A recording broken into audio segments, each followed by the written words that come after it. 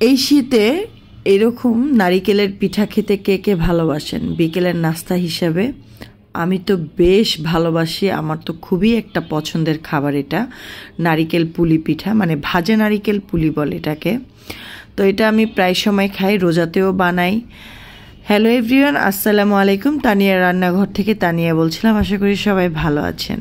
তো আজকে আপনাদেরকে ভাজা পুলি রেসিপি করে দেখাবো, খুবই সহজ উপায়ে। এখন আমি একটা পাত্রে দিয়ে দিলাম একটা নারিকেল কোড়া, আর দিয়ে দিলাম পরিমাণ মতো চিনি। মিষ্টিটা আপনাদের পছন্দ মতো আপনারা নেবেন, যে যেমন খেতে পছন্দ করেন। আমি একটু মিষ্টিটা বেশি নিয়েছি, তাই আমি এখানে একটা নারিকেলের ভিতরে 3-4 চামচ, মানে 1.5 কাপের মতো চিনি দিয়েছি। তারপরে আমি এরকম করে একদম ঝুরঝুরা করে ভেজে নিয়েছি, যাতে এটাতে পানি না থাকে। পানি থাকলে হবে কি, আমি যে পিঠাটা বানাবো সেটা ময়দার সাথে লেগে ক্রিস্পিনেসটা থাকবে না বেশিক্ষণ। আর এইভাবে ঝুরঝুরা করে নারিকেলটা যদি আপনি বানিয়ে নেন, ক্রিস্পিনেসটা অনেকক্ষণ থাকবে, প্রায় 3-4 ঘন্টা বা 1-2 দিনও থাকবে। যাই হোক, তারপর এখানে একটা পাত্র নিয়ে নিলাম, 2 কাপের মতো হচ্ছে ময়দা, নিয়ে নিলাম স্বাদ মতো লবণ, আর 1 কাপের মতো সুজি দিয়ে ভালো করে শুকনো উপকরণগুলো মিশিয়ে তারপরে আমি হচ্ছে এখানে 2 থেকে 3 টেবিল চামচের মতো সয়াবিন তেল দিয়ে খুব ভালো করে মিশিয়ে নিয়েছি। তারপরে এখানে আমি অল্প অল্প করে পানি দিয়ে নিলাম। আমি একদম নর্মাল পানি, যেটা মানে কলের যে নর্মাল পানিটা থাকে, সে নর্মাল পানিটা নিয়েছি। সেটা দিয়ে আমি এখন রুটি বানাবো যেভাবে, তো সেরকম করে ডোটাকে তৈরি করে নিয়েছি। নিয়ে আমি এখানে 5টা ভাগে ভাগ করে নিয়েছি। তারপরে আমি একটা ভাগ নিয়ে এখন বেলন পিঁড়িতে এরকম করে বেলে নিব।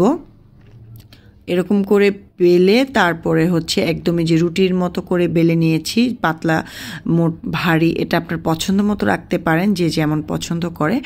তারপরে হচ্ছে আপনার একটা কুকি কাটার দিয়ে কেটে নেবেন এরকম গোল করে, বা কুকি কাটা না থাকলে গ্লাস দিয়ে এরকম করে কেটে নেবেন। আমি গ্লাস দিয়ে কেটে নিয়েছি, এরকম করে গোল গোল শেপ দিয়ে নিয়েছি গ্লাস দিয়ে।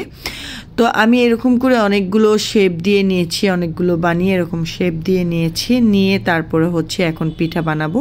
তো আপনারা দেখেন আমি পিঠাটা কিভাবে বানাচ্ছি, এটা বলে বোঝানো যাবে না, এটা দেখে শিখে নিতে হবে। পুলি পিঠাটা আমি কিভাবে বানাচ্ছি, একটা গোল করে কেটে নিয়েছি, ওইখান থেকে একটা নিয়ে তারপর হচ্ছে এরকম নারিকেলের পুরটা দিয়ে তারপর এরকম ভাঁজ করে সুন্দর করে ডিজাইন করে নিয়েছি। তো এইরকম করে আমি সবগুলো পুলি পিঠা বানিয়ে নিয়েছি, মানে ভাজা পুলি যেটাকে বলে, নারিকেলের ভাজা পুলি। তো তারপরে হচ্ছে একটা পাত্রে আমি এখন তেল দিয়ে দিব, সাদা তেল দিয়ে দিব। তারপর তেলটা যখন একটু গরম হয়ে আসবে, একদম রাগ গরম করতে যাবেন না, অল্প একটু, মানে অল্প গরম যখন হয়ে আসবে, তখন হচ্ছে পিঠাগুলো একটা একটা করে ছেড়ে দিবেন। তো ছেড়ে দিয়ে, আর এই পিঠাগুলো একদম কম আঁচে ভাজতে হবে, বেশি আঁচে ভাজতে যাবে না, তাহলে উপরে কালারটা তাড়াতাড়ি করে চলে আসবে, কালারটা সুন্দর আসবে না। তো কম আঁচে যদি ভাজেন, এপিট ওপিট করে উল্টে পাল্টে যদি ভাজেন, কালারটা খুবই সুন্দর আসে, আর ক্রিস্পিও হয় অনেক পিঠাটা, আর খেতেও দারুণ মজা লাগে, একদম ক্রিস্পি হয় অনেক। আপনাদেরকে এখন আমি দেখিয়ে দিচ্ছি, মানে এটা, মানে আওয়াজটা, মানে কত সুন্দর ক্রিস্পি একটা আওয়াজ হয়, আমি সেটা আপনাদের এখনই দেখিয়ে দিব। আর এই পিঠাগুলো সব এইভাবে করে বানিয়ে নিয়েছি। তো এই যে এখন আমি একটা নিলাম, দেখেন কি আওয়াজ হয় এটাতে।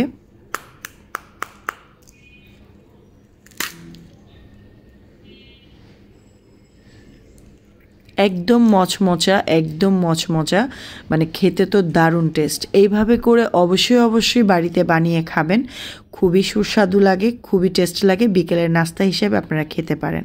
ভিডিওটা যদি ভালো লেগে থাকে অবশ্যই লাইক কমেন্ট শেয়ার করে পাশে থাকবেন। আল্লাহ হাফিজ।